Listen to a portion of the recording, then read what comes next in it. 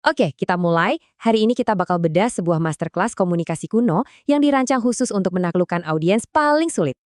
Kalian pernah nggak sih harus meyakinin orang yang super pintar, skeptis, dan ngerasa udah tahu segalanya? Entah itu klien yang alot, temen yang keras kepala, atau bahkan, ya, di grup WhatsApp keluarga. Rasanya kayak ngomong sama tembok kan? Nah, gimana kalau gue bilang ada sebuah manual kuno yang isinya itu cheat code komunikasi buat situasi kayak gitu? Dan sumbernya mungkin nggak akan kalian sangka, Al-Quran, spesifiknya di surah Al-Baqarah. Ini bukan ceramah ya, tapi kita bakal bedah blueprint arsitektur persuasi yang umurnya ribuan tahun, tapi relevansinya wah gila-gilaan sampai sekarang. Oke, mari kita mulai dengan studi kasusnya. Siapa sih audiens yang jadi target masterclass ini? Mereka adalah Bani Israel di Madinah pada masa itu. Dan catat ya, mereka ini bukan audiens biasa. Mereka ini tantangan level dewa bagi komunikator manapun. Coba deh bayangin, kalian harus presentasi di depan audiens yang bukan cuma terpelajar, tapi mereka udah punya buku panduan hidupnya sendiri, Taurat, dengan sejarah ribuan tahun. Mereka ini bukan kertas kosong, tapi ibaratnya udah perpustakaan berjalan. Jadi buat meyakinkan mereka, strateginya harus super canggih. Jadi, gimana cara membuka obrolan sama audiens sekelas ini? Alih-alih langsung debat kusir, masterclass ini dimulai dengan sebuah jurus psikologis yang brilian banget. Lihat deh pembukaannya. Nggak ada serangan, nggak ada tuduhan. Cuma satu permintaan simpel. Ingatlah, ini tuh kayak ngajak mereka buat buka album kenangan lama. Mengingat lagi masa-masa indah bareng. Sebuah pemicu nostalgia yang kuat banget. Nah, teknik ini ada namanya loh, tazkir bin ni'mah. Logikanya simpel tapi jenius. Sebelum lo minta sesuatu, ingetin dulu semua kebaikan yang udah pernah lo kasih. Ini secara halus ngebangun fondasi emosional dan rasa utang budi. Bukan manipulasi ya, tapi lebih kayak, inget nggak sih kita tuh punya sejarah baik loh.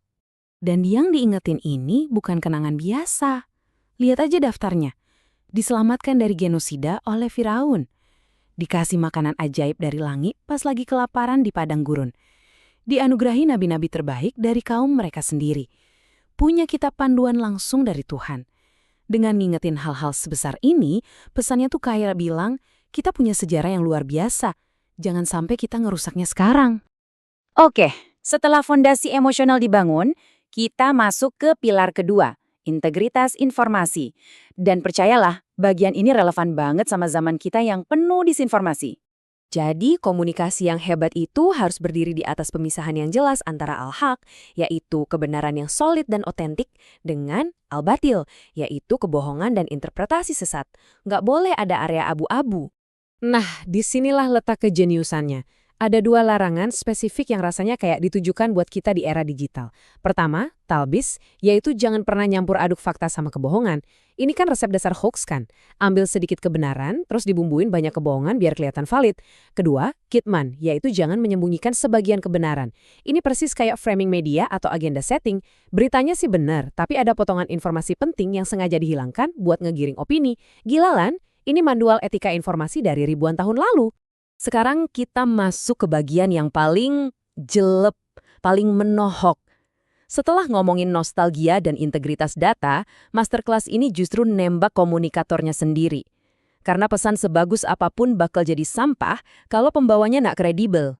Pertanyaan ini, wah, nusuk banget.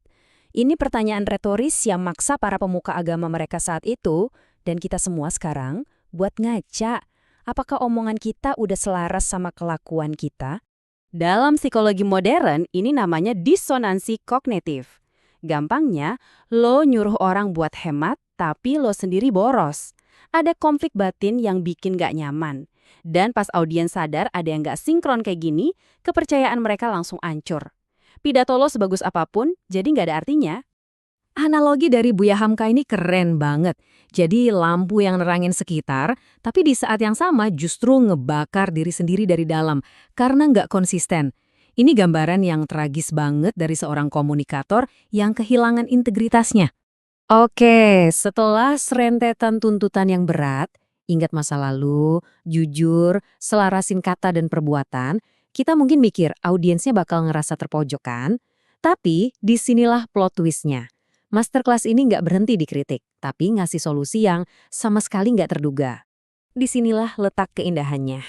Ada sebuah pengakuan dari Tuhan kalau semua ini berubah, nerima kebenaran baru, ninggalin zona nyaman, itu emang sangat berat. Kata lakabirotun ini bukan cuma kata, tapi kayak sebuah pelukan empati. Pesannya seolah bilang, aku tahu ini susah banget buat kalian. Nah, pas audiens mungkin lagi nunggu-nunggu tips atau trik komunikasi lainnya, jawabannya justru muter 180 derajat. Solusinya bukan keluar, tapi ke dalam. Bukan tentang gimana cara ngomong ke orang lain, tapi gimana cara ngomong ke diri sendiri dan sang pencipta. Dan ini dia solusinya, 2 pilar buat nguatin diri dari dalam. Pertama, sabar.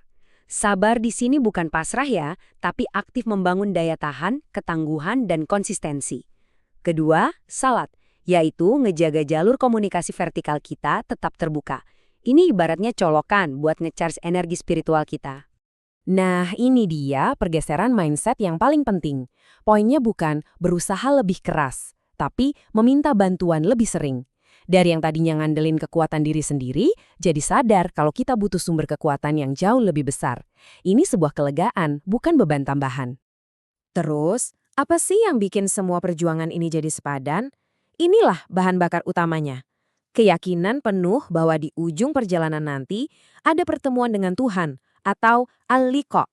Garis finish inilah yang ngasih kita perspektif, yang bikin semua drama dan kesulitan di dunia ini jadi terasa lebih kecil dan ringan.